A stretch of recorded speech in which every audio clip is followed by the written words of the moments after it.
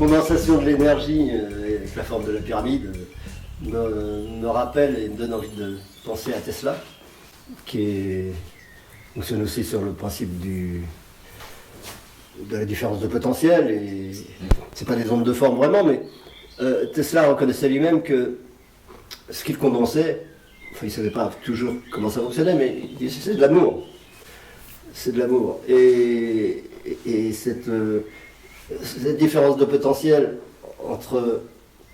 Une différence de potentiel, c'est toujours ce qu'on peut être et ce qu'on devrait être. C'est toujours ce qui est possible et ce qui est l'idéal. Et un courant électrique, il va passer d'un plan à l'autre parce qu'il cherche l'équilibre. Ici, il ne se sent pas en équilibre, hop, il va aller là-bas en cherchant l'équilibre. Il cherche à être mieux. Et sans aucun doute, ces pyramides étaient faites pour donner à nos cellules et à l'eau dans notre corps, c'est ce que j'ai compris dans ce que tu disais, l'envie d'aller mieux, de se sentir mieux, de se sentir plus en harmonie, d'aller vers leur but, d'aller vers leur équilibre. C'est ça, une rééquilibration. Et ça me rappelle aussi ce que disait Jérôme, ce que disait David. Bon, tout ça c'est fait pour souffrir moins. Et souffrir, c'est toujours à cause d'une dualité, d'une différence de potentiel, et on essaye, par l'amour, de réunifier les deux. Et sûrement que les pyramides n'avaient pas d'autre objectif que de remettre les gens en santé en les obligeant à retrouver leur mode de fonctionnement normal. Une bonne information, remettre les cellules en route, remettre l'eau en route pour que les gens aillent mieux. Tout à fait. C'est là où je vais un peu à l'encontre des théories officielles, parce qu'on nous dit qu'en fait c'était lié à la mort. Oui. Les pyramides étaient des tombeaux, au Mexique c'était des temples sacrificiels, où on faisait des sacrifices, enfin toujours lié à la mort. Moi je pense que c'est tout à fait l'inverse, c'était lié à la vie, pour le bien-être de leur utilisateur. J'ai néanmoins une question à poser, c'est que on voit le résultat, mais qu'est-ce qu'on fait de l'intention des bâtisseurs derrière ? Quelle est l'intention des bâtisseurs ? Parce que forcément, l'intention qu'on avait à travers ces pyramides, ou de ceux qui l'ont construite, avait un but bien précis. Oui. Donc, comment peut-on savoir que ces pyramides font du bien ? Moi, je suis convaincu de ça. Je suis convaincu. On nous a toujours appris à l'école que les pyramides avaient été construites par des esclaves. Je n'ai jamais cru un mot. Je crois qu'au contraire, les gens qui ont construit ça partout dans le monde étaient très enthousiastes et n'avaient qu'une hâte, c'est que ces pyramides soient opérationnelles pour pouvoir se soigner. C'était leur hôpital, c'était leur dispensaire de l'époque. Donc c'était obligé d'en avoir partout et plus vite elles étaient construites, mieux c'était. Mais peut-être aussi le fait d'avoir pris soin, comme sur la Grande Pyramide, de faire un édifice qui va tenir dans le temps, qui va se conserver des millénaires. Est-ce que c'était pas aussi pour transmettre justement aux générations futures ce savoir, sachant que elle allait toujours être là, même après des séismes, des cataclysmes, et justement pour transmettre ce savoir. Et alors, est-ce qu'on pourrait pas imaginer est-ce qu'on pourrait imaginer que puisque l'eau porte la mémoire, est-ce qu'on pourrait pas imaginer qu'on pourrait presque cartographier la mémoire de l'eau qui est imprégnée dans les pierres, dans la pyramide ? Oui, c'est pas une mauvaise question. Et comme toute chose, comme tout objet porte la mémoire, ce serait intéressant. Il doit exister sûrement des techniques qui permettent de cartographier la mémoire. Dans les pierres. Ou dans l'eau. Alors moi je pense que la molécule d'eau elle a cette propriété de capter une information, mais à un moment elle doit se formater pour pouvoir reprendre une autre, parce que à un moment elle va être en saturation d'informations, c'est ce que je veux dire. Oui. Non, je ne comprends pas. L'eau, elle change instantanément d'information. Tu lui donnes une bonne information, elle la capte, elle la garde aussi longtemps qu'il n'y a pas une information contraire. Dès que tu lui donnes une information contraire, ça change tout. Il n'y a pas plus fidèle pour conserver une information que la molécule d'eau, mais il n'y a pas aussi plus sensible. C'est-à-dire que dès que tu la changes, ça y est, ça change tout. C'est ce qui nous différencie, c'est ce qui fait que l'eau a une supériorité sur nous. Nous, on garde des mémoires, on s'y accroche. L'eau, pas du tout. Elle se débarrasse de toute la mémoire et elle en reprend une totalement différente. Et il n'y a pas une superposition des mémoires. C'est peut-être aussi pour ça qu'on garde notre forme toujours initiale, alors qu'apparemment toutes nos cellules en l'espace de 7 ans se régénère entièrement de la tête aux pieds. Mais si la molécule d'eau garde l'information de notre assemblage propre, c'est pour ça qu'on garde le même aspect au long de notre vie. Tout en... C'est pas les cellules qui nous donnent notre forme. C'est autre chose en nous qui organise les cellules pour avoir cette forme-là. Oui. Donc il y a quelque chose en nous qui conserve, qui veut garder toutes ces mémoires. Voilà. Mais c'est... Mais est-ce que l'eau n'est pas liée justement à... On l'utilise. C'est un support. Oui. Alors, moi, il y a une question tout de suite qui me vient, c'est cette notion de relation entre la capacité qu'a... Comment dire? Cette mise en forme produit ce qu'on appelle une guérison. Mhm.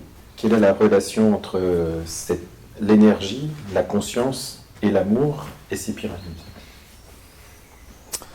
L'énergie, la conscience et l'amour par rapport à ces pyramides. Déjà, je pense qu'ils l'ont fait dans un but d'amour. Ils ont fait en sorte que ça reste et pour que ça se transmette, pour que le savoir se transmette. Il y avait déjà une intention d'amour derrière cela. Après, l'énergie, C'est une grande question. c'est une grande question. Symboliquement, c'est très intéressant. Ah, tout à fait, oui. C'est très intéressant parce que la base, c'est un carré. Tout à fait. C'est-à-dire, ça symbolise la matière. Ça symbolise l'ego. Mhm. Et quand on arrive où, il n'y a rien. C'est un point nul. Donc on essaie de rejoindre le point nul, le point zéro, au travers de triangles qui symbolisent l'esprit. Et c'est une façon de remettre de l'ordre dans la matière en lui rappelant sa nature spirituelle. Et l'onde de forme fonctionne comme ça. C'est par cette symbolique que l'eau en nous se sent happée par son but. Mhm. Et toute personne qui se met dans le gros sarcophage qui est dans la chambre du roi, là, qui est tout petit d'ailleurs, qui ne peut pas étendre ses jambes. C'est un peu incompatible C'est avec rigolo. la thèse dans laquelle ce serait l'endroit où on mettait le C'est sarcophage. impossible de mettre un sarcophage là-dedans. C'est déjà qu'un humain a du mal à s'étendre Non, c'est dedans, pas à moins possible. que Khéops Par soit contre, un nain, mais S'en servir de baignoire, un truc comme ça, pourquoi pas, pourquoi pas. avec les genoux pliés peut-être, Mhm. ça me paraît... Mais comme vous parliez de cette forme carrée, et moi je tiens à faire remarquer, en fait, si vous regardez toutes les pyramides, notamment en Égypte, vous ne verrez jamais une entrée à la base. Les entrées sont toujours au-dessus, voire avant, en dessous, ça passe dessous, pour ne jamais casser cette arête et cette forme. Donc vous n'aurez jamais une entrée sur un bord, ou vous voyez ce que je veux dire. Ok. Toujours pour conserver ces quatre arêtes et cette base carrée. Et qu'est-ce qu'on aurait... qu'est-ce que ces pyramides qui sont présentes ont à nous dire? On t'a nous dire. Alors, il y a beaucoup de gens qui ont mis en avant le fait qu'il y avait sur le plateau de Gizeh notamment, tout un agencement géométrique, mathématique, mais très complexe. Vraiment, je ne sais pas si vous connaissez Mathieu Lavaux et Georges Vermar, qui ont démontré cela. Donc je pense qu'il y a bien un message quelque part derrière. Et ils se sont servis de la géométrie et les mathématiques, parce que ça c'est une langue universelle. Nous on utilise notre langue, le français, d'autres pays à côté une autre langue, et on a du mal à se comprendre. Alors que les mathématiques, c'est un langage universel. Et oui, je pense qu'ils nous ont laissé un message. Mais pour l'instant, on ne l'a pas encore décrypté, quoi. Ah, oui, mais c'est... Il y a une volonté de transmettre ça de génération en génération, en sachant que tout le monde est à la recherche de la même chose, tout le monde est à la recherche de la paix, de la santé, Du bien-être. du bonheur et tout ça. Et voilà, on va pas faire ça pour une génération, on fait ça pour que tout le monde puisse en profiter. On est tous à la recherche de ça, et on est tous à la recherche au lieu de se croire l'ego et de s'accrocher à l'ego comme ce qui est la source de tous nos maux, eh ben, la pyramide nous invite à devenir ce que nous sommes. Tout à fait. Moi, je pense qu'une pyramide, elle est capable de produire de l'énergie, elle est capable de dynamiser les cultures, de dynamiser l'eau et la guérison. Et là, on est vraiment sur les 4 paramètres que tout le monde recherche. Hein. Oui, Si oui, c'est vrai. Mais en même temps, elle a paramètre de dangerosité aussi. Ah bon. À quel niveau? Au niveau de la putréfaction, enfin, en tout cas de fait que si quelque chose... qu'est-ce qu'elle a à nous apprendre au niveau de cette frontière qui est de ne pas dépasser, sinon on bascule vers autre chose. Et pourquoi?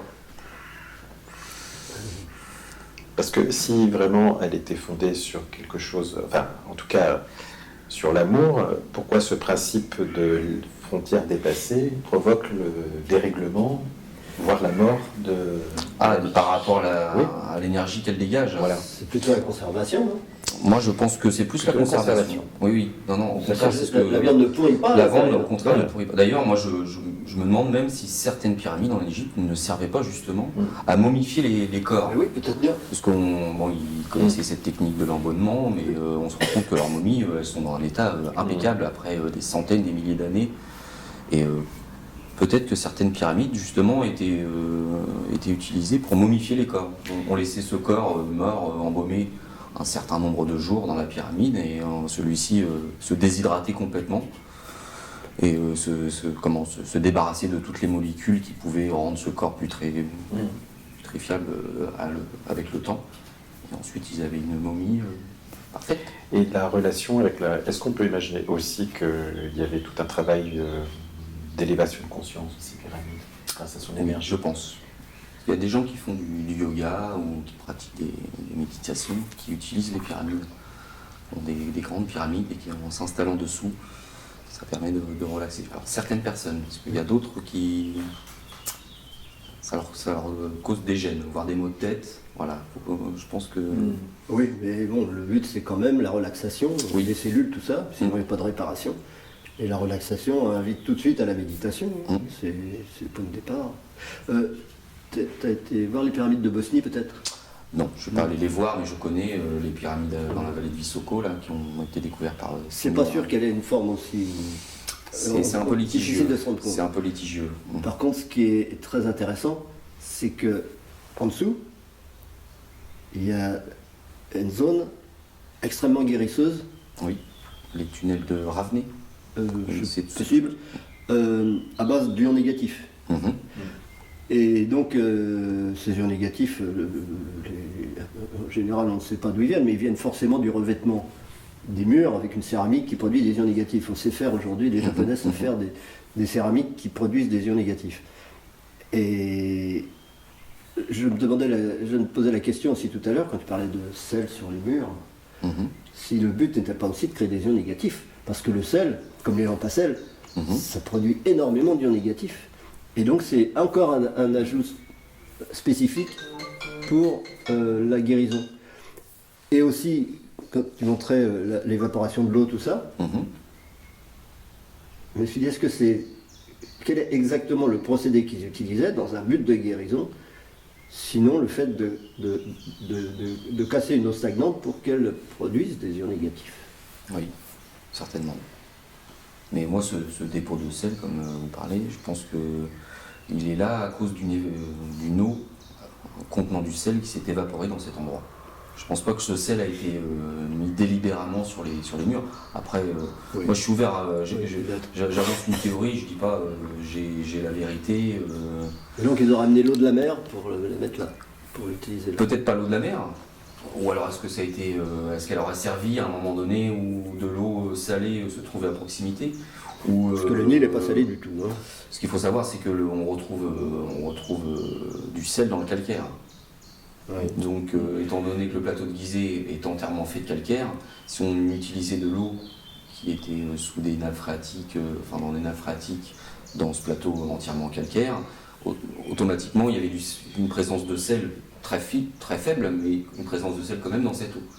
Et si ce principe que je présume s'est fait pendant des centaines ou peut-être même des milliers d'années, à la longue, on retrouve ce dépôt de sel sur les parois. Mais le cas des pyramides de Bosnie, c'est sûr qu'ils avaient relevé un taux d'ions négatifs extrêmement élevé dans les, sans aucune raison apparente. Oui, dans les fameux tunnels présents aux abords de la pyramide présumée, quoi. Et c'est vrai que c'était des niveaux extrêmement élevés. Ils ne comprenaient pas d'ailleurs comment on pouvait atteindre des niveaux aussi élevés. Moi, je reviens toujours, puisque c'est mon cheval de bataille, qui est la conscience. Mhm. En tout cas, en quoi ces pyramides peuvent accélérer un processus de conscience. Déjà, moi, ils ont accéléré la mienne.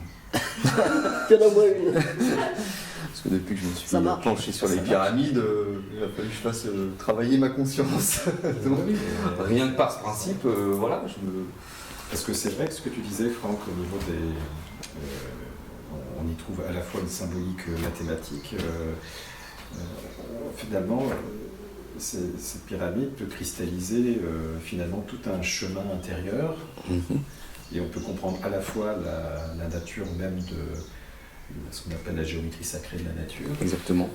Alors, je ne sais pas si tu connais, est-ce que tu as retrouvé dans la pyramide, quand on parle de la suite de Fibonacci, Oui. des choses comme ça, Oui. est-ce que tu as retrouvé des similitudes Oui. qu'on retrouve dans la nature en Oui, fait. oui, tout à fait. Bah, le nombre d'or, il est, Oui, il est ça, c'est- extrêmement près. Enfin, on le retrouve énormément dans la structure même de la pyramide. Et Est-ce qu'on pourrait presque dire que la conscience obéit aussi est une forme d'effet miroir au nombre d'or? Je crois que c'est inévitable. De toute façon, si les pyramides et le nombre d'or nous marquent autant et se retrouvent partout, c'est bien parce que ça correspond à une synthèse, à la réalité première de l'univers, de l'être. Et même de l'ADN d'ailleurs. Et ça, c'est cette la spirale. meilleure représentation de l'être. Ce passage, cette différence de potentiel entre la matière et le néant. Puisque là-haut, c'est l'instant présent. Tu parlais de l'instant présent tout à l'heure. Le point zéro, c'est l'instant présent. Ça, c'est l'espace-temps. Et on est aspiré vers Mais c'est par justement. sa simple présence, on est aspiré par Moi, par j'ai l'unité. eu plus une vision technique Oui, qui m'a fait ressortir l'eau Ouais. et qui m'a fait voilà tous les bienfaits de l'eau. Toi, tu as une vision un petit peu plus, je dirais, spirituelle. Et Oui, oui. vous avez une vision un peu plus Métaphysique. métaphysique. Et voilà, on se retrouve tous les trois finalement dans une forme dans une même résonance. dans une C'est même obligé. résonance, exactement. Ouais. C'est obligé, c'est ça qui est important. C'est d'ailleurs comme ça qu'on a trouvé le nombre d'or. Hein. C'est en faisant la synthèse entre les différentes choses.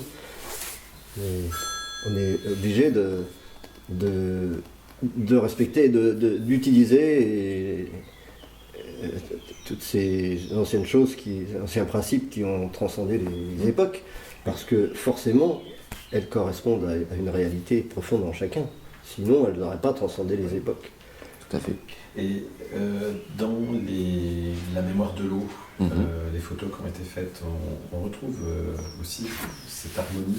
Oui. Quand on parle du mot amour, etc., on retrouve cette harmonie qu'on retrouve aussi dans les pyramides, j'imagine. Aussi, voilà, le cristal formé par l'eau, c'est très souvent avec une étoile à 6 branches. Exact. Oui. Et bon, c'est d'autres chercheurs qui ont mis le doigt là-dessus. Et lorsqu'on divise un cercle en 6, on retrouve, si on prend en compte le fait que ce cercle, son diamètre, c'est 1, la circonférence sera 3,14. Et si on divise ce 3,14 par 6, comme 6 branches, on va retrouver 0,52. 0,5236, la coudée égyptienne. Cette fameuse coudée qui a été utilisée pour fabriquer les pyramides. Ouais. Vous voyez, on retrouve d'un simple cristal formé par une molécule Oui. d'eau. C'est ça. On retombe sur nos pieds un petit peu par un principe mathématique et géométrique. Et quel pourrait être toujours, c'est quand même extraordinaire quand on le voit, qu'on est face à quelque chose qui est au-delà même de notre époque, mais qui s'inscrit complètement dans une forme d'appel à une montée en conscience. Et moi, je parle toujours de l'intention derrière. Est-ce que si cet objet, on pourrait dire, est une machine qui obéit à des règles d'harmonie cosmique, est-ce que une mauvaise intention derrière pourrait détourner Je cela? pense, oui. C'est une question. Je pense. Si elle peut faire le bien, pourquoi pas faire le mal, hein. Et faire le mal, donc. Quel mal peut-on faire avec la pyramide? Voilà, c'est la question. J'ai un livre qui parle justement de l'utilisation d'une pyramide et dans un but, je dirais, pour créer des intentions. Alors c'est un petit peu, comment dirais-je, ça fait un peu sorcier, hein. Mais en installant un nombre de bougies, bien respectant un nombre de bougies autour de la pyramide, en écrivant une intention à l'intérieur sur un papier et en le plaçant à l'intérieur de la pyramide, on peut justement essayer d'énergie à cette intention. Mais on peut avoir une intention négative et utiliser ce même principe. Mais c'est plutôt l'inverse qui va se passer, c'est la pyramide qui va guérir l'intention qu'on a mis dedans. Ceux qui ont voulu utiliser la pyramide avec de mauvaises intentions sont obligés de la tranquer, de couper le bout. Oui. Hein? C'est ce qu'on retrouve sur le billet d'$1. Hein, Oui. Mais j'avais vu aussi que quand j'avais étudié avec un géobiologue, que selon le niveau où on se place dans la pyramide, il y a ce qu'on appelle, alors tu vas me corriger si on appelle une forme de rayon vert, en tout cas quelque chose qui est de l'ordre, si on place un objet suivant la hauteur, comment on pourrait dire, en tout cas la vibration n'est plus du tout la même. Est-ce que tu en as Est-ce que non. Un objet à l'intérieur de la pyramide. Ouais, mais suivant la hauteur que tu mets. En fonction de la hauteur. Ouais. D'accord. Et aussi, j'ai connu une magnétiseuse que je connais bien qui utilise pour ses guérisons. Elle met des photos dedans, des personnes qu'elle accompagne avec un petit socle. Et donc elle met ce qui permet en fait d'accompagner en fait son intention aussi. Donc on a les deux versants en fait. Hein. Oui. Voilà. Mais après, moi j'ai justement cherché à me demander mais comment ça pourrait fonctionner cette histoire comme tu dis, on met une photo. Il faut savoir qu'autour de nous, il y a de l'eau. Il y a de l'eau à l'état gazeux partout. Est-ce qu'on ne transmettrait pas l'information aux molécules d'eau présentes autour de nous, mais qui pourraient... enfin voilà, moi j'ai essayé de chercher dans ce sens et pour essayer de retomber sur mes pieds avec l'eau. Mais je pense que l'eau est une façon de nous dire que tout est connecté. C'est-à-dire que y a la pensée, de toute façon, la matière est quelque chose d'assez lent. Et quand on dit qu'on crée notre vie, il faut du temps pour voir que c'est vrai. Mais j'imagine qu'avec cette dimension-là, je pense que la concrétisation d'une pensée est instantanée. C'est-à-dire qu'on n'est pas sur la même... je ne sais pas comment Franck pourrait le dire, mais on n'est pas sur la même zone de fréquence, pour parler d'une façon très large. Hein. Et ce qui fait que quand on met une photo dedans avec, je dirais, là sur le coup, une intention d'amour pour la personne, je pense qu'elle le reçoit immédiatement. Oui. Indépendamment de toute pyramide, on passe notre temps à nous envoyer des intentions, des pensées. Oui, il n'y a pas besoin d'avoir de pyramide. On prend tout instantanément. Quand on s'aime soi-même, on s'envoie des bonnes vibrations et puis la santé s'améliore. Et puis quand on s'aime pas, l'eau elle perd en quelque sorte. C'est comme l'effet placebo. On parle souvent des guérisons un petit peu miraculeuses, on parle de l'effet placebo. Il faut savoir qu'on est composé d'eau. Si une personne se dégage cette intention, je vais guérir, parce qu'on lui a donné quelque chose à ingurgiter alors que c'est rien, mais le fait de générer cette intention va avoir un impact sur toutes les molécules d'eau qui la composent, et peut-être qu'il y a une régénération. L'effet placebo est juste en fait quelque chose c'est un mot qui est marqué sur quelque chose qui est un acte naturel d'auto-guérison. C'est ça. Et alors, j'ai une question aussi qui m'interpelle, la pyramide inversée. Oui. Alors, qu'est-ce que ça veut dire ça? T'en vois beaucoup de ça? On l'ouvre, par exemple. C'est un exemple. Alors, est-ce que c'est un délire d'un mythomane ou il y a un message fort qui est adressé derrière? Alors là, j'en ai aucune idée. Parce que ça vient, une pyramide inversée, qu'est-ce que ça pourrait produire? Tu te posais la question de l'intention qu'il y avait dans une pyramide. Voilà. L'intention, elle est de faire l'unité en partant de la multiplicité. On est dans la matière, on est dans la multiplicité, on va vers l'unité. C'est d'ailleurs pour ça que ça nous fascine d'imaginer que des milliers de gens se sont enthousiasmés pour construire des trucs comme ça avec un but unique. en surmontant des difficultés inimaginables. Et qui ont réussi et rien que ça, c'est un symbole et c'est un message. Mais si cela nous amène à sortir de la matière pour aller vers la spiritualité, la pyramide inversée, c'est pour nous entraîner dans la matière et de nous y maintenir. C'est pour nous empêcher de... Symboliquement. Oui. Ça ne peut pas être... Mais faire tenir une pyramide à l'envers, ça va pas être facile. Non. Non, puis je pense que... Enfin, selon moi, ce que j'en déduis, c'est que ça doit travailler avec le magnétisme terrestre. Exact. Ouais. Puisqu'il faut respecter cette orientation bien spécifique. Donc, cette base carrée doit être plaquée au sol. Et justement, cette élévation avec ces 4 faces en triangle permet peut-être de capter l'énergie du magnétisme terrestre. Donc, si on l'inverse, il n'y a plus du tout d'effet. Même si on la met de travers, l'effet n'est plus là. Je ne sais pas si tu l'as dit pendant ton interview, mais le rapport aussi avec la constellation. D'Orion, ouais. Ça c'est très fort.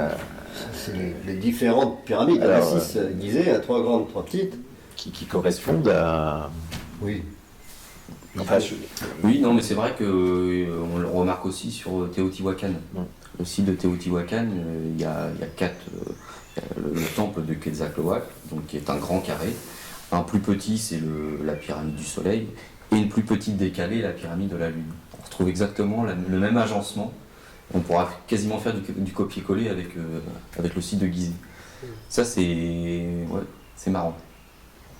Alors, est-ce que c'est pas pour un lien avec cette constellation d'Orion et la question, puisque notre grand sujet c'est la conscience, en quoi on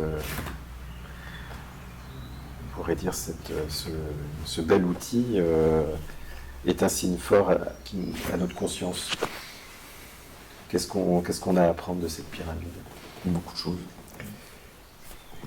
C'est que de l'amour. La conscience ne vit que par l'amour, et dans l'amour, il n'y a pas autre chose dans la conscience que de l'amour. Et c'est éternel. C'est l'image, c'est le symbole le plus parlant de ça. Tu disais, l'ego, c'est entre le monde matériel, si on peut dire, et quoi? Est une entité qui se situe entre le monde manifesté et la conscience suprême. Voilà. Donc la conscience suprême, c'est quand on sait qu'on est un, donc quand on fait l'unité. Le monde manifesté, c'est évidemment carré. Qui représente la matière. Ben oui. Et d'ailleurs, il peut y aller que... Pas 36 façons d'aller du carré au point, c'est par l'esprit. Et quand on reprend le dessin de Léonard de Vinci... Et à tous les niveaux, tu as l'esprit différent, tu as un ego différent partout, à tous les niveaux, au niveau vibratoire différent. Donc, où tu te places, là, tu vas avoir des effets différents. C'est ça. Et je pense, quand tu me parlais du fameux dessin de Léonard de Vinci, de l'homme d'Astride, on retrouve évidemment cette symbolique. Oui. Donc on pourrait presque dire que l'homme est constitué de pyramides. C'est vrai. C'est vrai. Ah, la Merkaba, c'est quoi? Non, mais c'est vrai que l'homme de Vitruide, on reprend ce carré avec ce cercle. Et la circonférence du cercle correspond à la base de ce carré. Et l'homme est inscrit parfaitement dedans. On reprend le même principe de... La pierre philosophale, la pyramide, c'est l'élixir de longue vie. Exactement. Exactement. Qui nous transmet depuis la nuit des temps, il n'y a que nous. Il n'y a que notre civilisation moderne qui ne fait pas de pyramides. Tous les autres ont fait des pyramides. Tous, ils ont compris le truc. On a des pyramides contemporaines, comme celle que nous a laissée François Mitterrand, dans la cour du Louvre, et qui a repris exactement les mêmes dimensions que celle de Gizeh, le Khéops. Et ça me fait penser aussi que, évidemment, les bâtisseurs mettaient leur pierre avec la polarité. Une certaine forme de polarité qu'on retrouve plus du tout dans les architectures actuelles, même dans les églises modernes. Donc, cette question me paraît essentielle, c'est que d'où venait cette connaissance justement de mettre ces pierres dans une polarité et qui n'était pas forcément toujours la même. C'est en fonction de la pierre qui la guidait, souvent avec des pendules peut-être. Peut-être. Donc, tout ça concourait à quoi au niveau des pierres, justement? À optimiser leur pouvoir. Mm. C'est comme les bâtisseurs de cathédrales, qui n'ont laissé aucun plan. Et c'était je pense, des amplificateurs de pensée. Ils ont été fabriqués à des endroits bien spécifiques, Exact, avec oui. des formes bien spécifiques, Oui. qui reprennent parfois aussi le nombre d'heures, etc. Ah oui, bien sûr, c'est les mêmes. Et on a toujours envie que cette connaissance vienne de loin, mais cette connaissance, elle est dans notre cœur, et puis si les hommes ont réussi de faire ça, c'est parce que Oui. elle est dans tous les hommes, et Oui. plus ils s'unissent, plus elle se c'est fait un- jour, donc on c'est peut très juste. réaliser des trucs Oui. pareils. C'était- Il n'y a pas besoin de oui. savoir l'époque, on s'en fout de l'époque. Bah oui. À n'importe quelle époque, Maintenant, si les hommes s'ouvrent à leur cœur, ils créeront des pyramides. Exactement. Pour s'entraider. C'est obligé. c'est une histoire d'ailleurs indienne, je crois, où la finalité, c'est que on va mettre le secret de l'univers dans le cœur de l'homme, c'est le seul endroit où il ira pas le chercher. C'est tout à fait ça. Oui. Merci. Merci Franck. C'était une belle parole. Merci David.